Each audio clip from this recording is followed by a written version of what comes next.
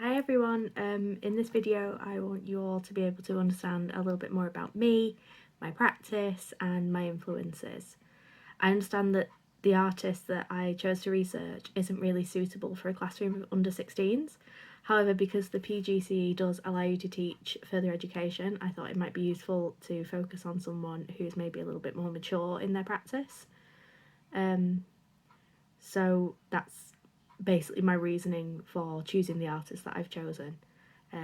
My name is Alex, I'm sure you're all aware of that, and I did my BA and my MA at Leeds Arts University, and I graduated from my MA in July last year. So my current practice can be traced back to 2014 when I started on my foundation degree. During this time, I was recovering from some really invasive surgery to correct a health problem I'd been living with since childhood. Throughout all this, I was battling with a loss of identity and a loss of myself, but exploring the trauma that my body had been through and the frustration of having my independence taken away and even memory loss from long-term pain medication, I was able to actually contextualise the trauma of all of this into some work. So because I'd felt so confused and had so many contradictory thoughts about what I wanted to explore, I feel that the work for the earliest part of my BA is also quite confused and contradictory. I'd physically healed, so I had no physical reference to draw from anymore. So I began working with the pain and experiences of others, but it felt really quite voyeuristic and as though I was asking the audience to view someone as an other rather than being the cathartic experience for the participant that I was hoping for. So what was left to explore from direct reference was the residual mental and emotional effects of the traumatic experience that my body had been through. I began incorporating the idea of memory loss into my work and the inability to recall information. And I began working with damaged and corrupted photographs. The main catalyst for this was a photograph that my dad has carried in his wallet since 1981. It's damaged, it's ripped, there's pieces missing, and I almost failed to recognise that it was a picture of my own mum. So I worked using this image for quite a few months, taking it apart, spreading pieces out, corrupting pieces further, and I had it in my head that the more I knew the image, and then any further damage that it sustained wouldn't affect my understanding of what I was seeing. Even if the piece was basically destroyed, I'd still be able to tell you the image off the top of my head.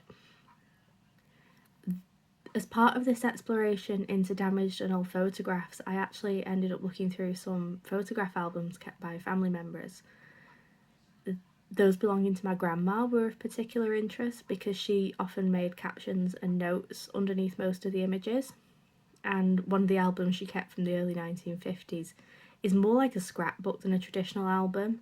There's no chronology to it, there's no curation, and there's no sense of narrative order. But over time, images have been removed to be put in frames or fallen out and put into a plastic wallet or just lost entirely. But the caption that she put underneath still remains. Because of my grandma's sense of humour, most of these captions under the images are actually quite anecdotal as opposed to being objective or descriptive. But one of the few objective comments came under a space where a photograph has been removed and it simply states, "I can't remember who this is." And it's this lack of information or visual reference to the identity of the individual really sort of questions how we preserve memories and what we deem as worth preserving. It also serves as a reminder that while your memories are your own, you're not their sole owner.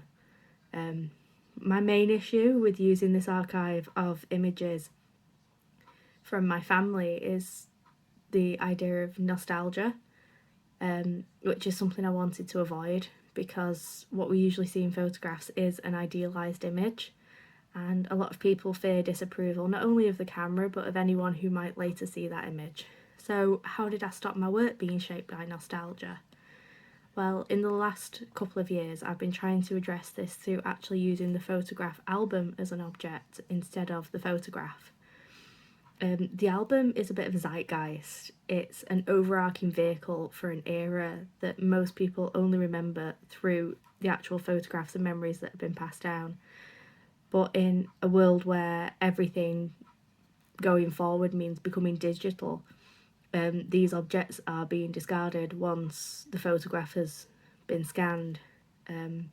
So I began collecting discarded photograph albums about 2 years ago. The ones I have range in age from the 1880s to the 1920s, and most are completely empty. They've begun to rot and deteriorate from age and lack of care. And though they're empty, they still present a form of portrait to me, but it's more of an image by omission. These empty frames tell more of a story than any of the figurative work. They tell the story of an object devoid of purpose. And whereas previously looking at filling the gaps in the album and trying to find something to put back in them, I started looking at them for what they really were. So instead of filling the gaps, maybe I should leave them empty and use the idea of a void as the starting point. Now, this was the start of my MA, and it was my intention for the viewer to put themselves in relation to this void, consider their own mortality and what they're leaving behind. So the pages in the albums have always been intended to be used as frames, and there's no two ways about that, but what are they actually framing? Is this nothingness that's in them now still a kind of portrait? Well, in my MA, I was exploring the material possibilities of one of the earliest forms of photography development, which is the cyanotype, also known as the blueprint. This was developed in the 1840s as a quick way of copying stencils and photography development, but it fell by the wayside at the end of like silver types and tin types and the forms of photography that we know today. So I've been employing this really basic chemical reaction to capture the spaces in these empty frames simply by putting a cyanotype treated paper underneath this frame and just exposing it to light over the space of 8 to 12 hours. And the fuzzy edges in these images really show the passage of time, and the sun moving over the page, it exposes areas just under the frames and only partially develops them. And in this way they become portraits, not of people, but of time and of moments passing. And though there's definitely nothing figurative about this image, the viewer can still put themselves in here. They can try and find something objective for themselves in the image. They could consider the passage of time or the implication of loss.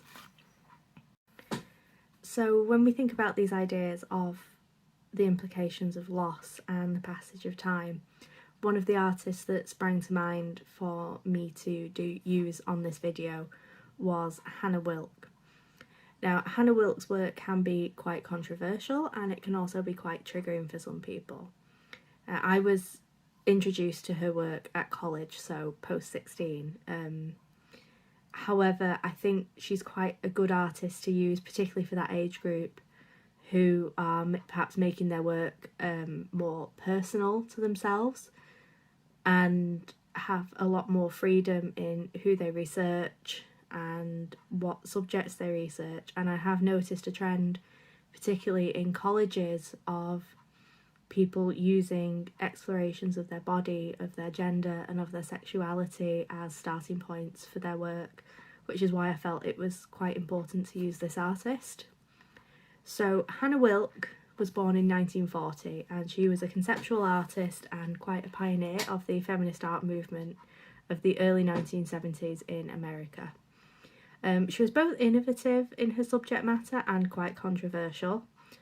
She was one of the first feminist artists to use overtly sexual images of her own body. And the impact of this early work is still felt around the world, with many artists and students using their own body as a subject matter. Now, we would hope that many of our students wouldn't use overtly sexual images because, not really appropriate. Wilke once hit back at critics who accused her of relying on her too beautiful body with the statement, "What would you have done if you weren't so gorgeous?" Well, what difference does it make? Gorgeous people die the same as stereotypically ugly people. Everybody dies. It's since been argued that using her body as a subject in a vast majority of her work, from her beginnings in flamboyant and confrontational feminist pieces to documenting her death from lymphoma in 1993, that Wilk charted the decline of her own body and the unavoidable nature of death, thus ensuring that her work stays relevant in contemporary practice and sustains her after death. A vast amount of Wilk's early work was immediately categorised as existentialist and feminist, like the work of many of her other contemporaries like Judy Chicago and Carolee Schneemann. But Wilk often found that her work was shunned by major galleries because of its confrontational nature and her association with the women's liberation movement. And because of this early association with the women's liberation movement, she often found her work was simplified and shoehorned into the genre of feminist art by many critics and wasn't looked at for its own merits, simply looked at for the category that it could fit into. Possibly because Wilk never formally aligned herself with the other existential feminist artists, she often found her work under attack from them as well. Such as Lucy Lippard, who accused her of relying on her physical beauty in her work, claiming in her feminist essays The Pains and Pleasures of Rebirth, European and American Women's Body Art, that Wilk's confusion of her roles as a beautiful woman and as an artist, as a flirt and a feminist, has resulted in politically ambiguous manifestations. Unlike many artists of the 1970s who were classified as existentialist, Wilk's entire career was reclassified after the posthumous release of her Intravenous series in 1993, which consisted of large-scale photographic prints, watercolour self-portraits, and brushstroke paintings made from the hair that had fallen out during her cancer treatments. She also used found objects such as blooded bandages mounted on paper, medication packets, and used syringes. Each aspect of this project forced a re-evaluation of her early works, such as her performance pieces, her photographs, and her sculptures, by those who'd labelled her self-obsessed, vain, and reliant on her beauty. It's my belief that her willingness to perform on her own body, not hairless and groomed and perfect, but bloated and so obviously undergoing great trauma, provoked the changes in this opinion by those who'd accused her of narcissism. And though the focus is still on herself, she uses herself as a canvas, and she is still the main focus of the project.